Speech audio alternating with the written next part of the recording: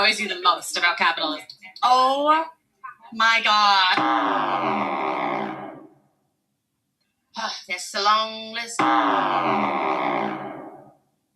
The only people that really benefit are the top 0.003%. It's very simple.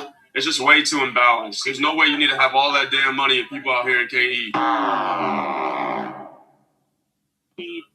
The unfairness of the entire system. Socialism. The hill so much of the Democratic left proudly stands on. But is socialism the solution to all that ails our country, as so many on the Democratic left are insisting that it is? You have politicians like Bernie Sanders and Alexandria Ocasio-Cortez continually influencing the minds of the young with the promise of the fulfillment of all aspects of social justice if, as a country, we would fully embrace it. So the question that should be asked of those who advocate for socialism, such as those who we watched in the opening video, is whether or not they actually believe in what they are preaching.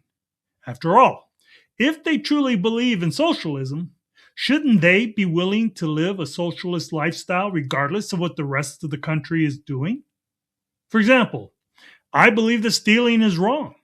So regardless of the fact that others steal, I choose to live by my own beliefs and I don't steal. This choice in how I choose to live validates that I do believe that stealing is not right. But isn't it interesting how those who advocate for socialism in our country never seem to actually embrace a socialist lifestyle for themselves? After all, their primary motto is tax the rich. And isn't that so there would be money available for those who have less? So why is it that these politicians and Hollywood elites don't seem to actually believe in the socialist system they openly fight for? Because I don't see them giving more from their own wealth.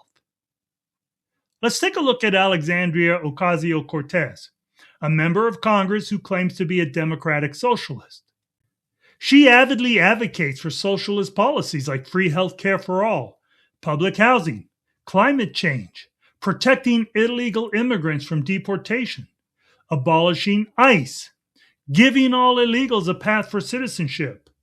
She has a light on crime stance, and who wants tuition-free public colleges, among other things. Now, anyone who lives in reality understands that to give everything out for free, it requires money. A lot of money. Hence, her path for accomplishing all of this is by removing capitalism and replacing it with the socialist-type system where everyone basically gets the same, whether they actually work for it or not.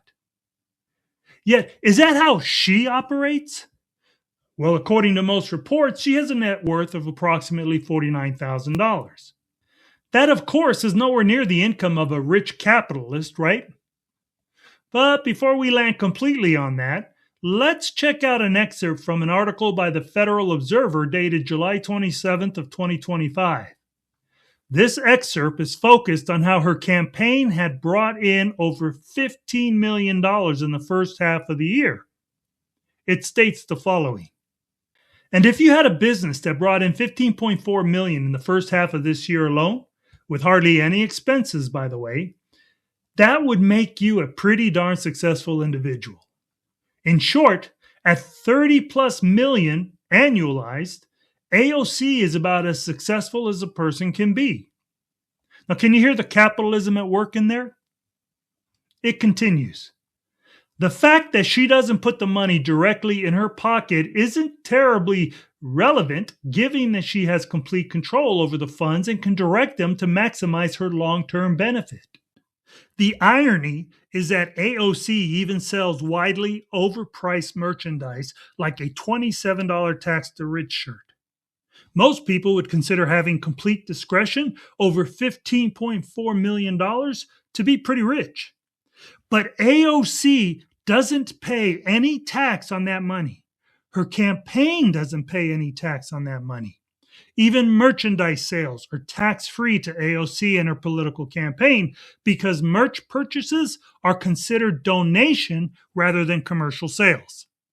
Now, that sounds a lot like those rich people she hates so much who use the tax system to avoid paying taxes, doesn't it? So it goes on to say, clearly the tax the rich mantra is for other people, not for AOC's wildly successful merchandise business. She also sells cheap plastic buttons with her face on it that say, "People before profits." They cost $10. I imagine such handsome prices generate a very healthy profit for her campaign, at the expense of the people who buy them. If she really wanted to put her money where her mouth is, she could donate 90% of that money to nonprofits that focus on education or foreign aid, assuming that she truly cares about the defunding of the Department of Education or USAID. Allow me to point out that the hypocrisy of advocating for the payment of socialist agendas by taxing the rich and then apparently setting up for yourself a capital-based system whereby she could avoid being taxed on her 30 plus million is comical to say the least.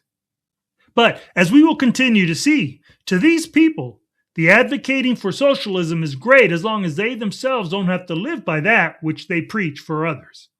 Here's Kevin O'Leary on AOC. But AOC rants and raves. She's really good at it.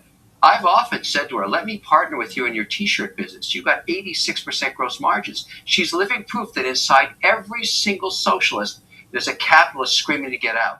Yeah, no capitalist here, right? Let's now take a look at Bernie Sanders. He has a personal net worth of approximately $2 to $4 million and has earned millions from book deals since 2016, with documented advances and royalties totaling roughly $1.75 million to $2.5 million, depending on the time window and counting method. He owns 3 properties: a primary house in Burlington, Vermont, a Washington, D.C. townhouse, and a lakefront vacation home in North Hero, Vermont. Now, how is it that he preaches his quote-unquote equality for all message and focuses his spiel on others being able to have free health care and live outside of poverty and homelessness, yet he doesn't seem to have a problem possessing 3 homes and millions of dollars? I mean, if he truly believed in his socialist message, why wouldn't he give up 2 homes so that 2 families who are homeless could be equal with him? Why keep millions of dollars when donating much of it could provide free health care to others who can't get care?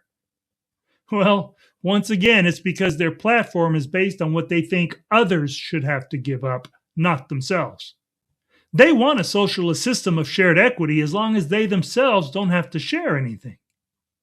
Now, apart from the evidence demonstrated within their own lives validating whether or not these activists and political socialists actually believe their own hype, if indeed the promised results of the socialism they promote is trustworthy, then it should affect their followers in such a way that they embrace it. But do they? Let's take a look at this video from PragerU. I'm also part of marginalized groups that have been historically oppressed, and it's like, keep on raising awareness and like slaying. Like, I hope that like we reach more equity soon. We actually have a equity commitment form. You can actually give up your spot at university for a member of the Tonga tribe. Is this something that you'd be willing to do for this underrepresented, underprivileged community? Honestly, no, but I hope somebody else does. That's great.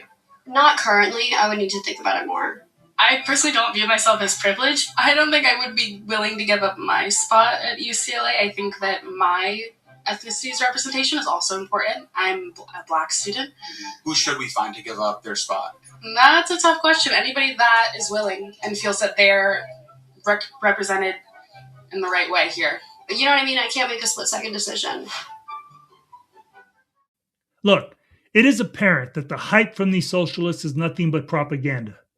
Just another means to claim conservatives and Republicans bad, Democrats and liberals good. Because after all, if the current system of capitalism is so bad, why, oh why, do these socialist activists refuse to let go of it in their own lives? Well, I personally think the answer is pretty clear. So, let me know your thoughts about this, because I believe that there are too many activists and politicians who are working only for their own agendas by taking advantage of the American people. Creating a reason for a friend to fight against your enemy is the best way to keep said friend on your side. Division works in politics, folks. Well, that's it for me today. As usual, I really appreciate you taking the time to listen. And don't forget to like, subscribe, and most importantly, share the video if you enjoy the content. As usual, I'd like to say, God bless you and yours always. Until next time.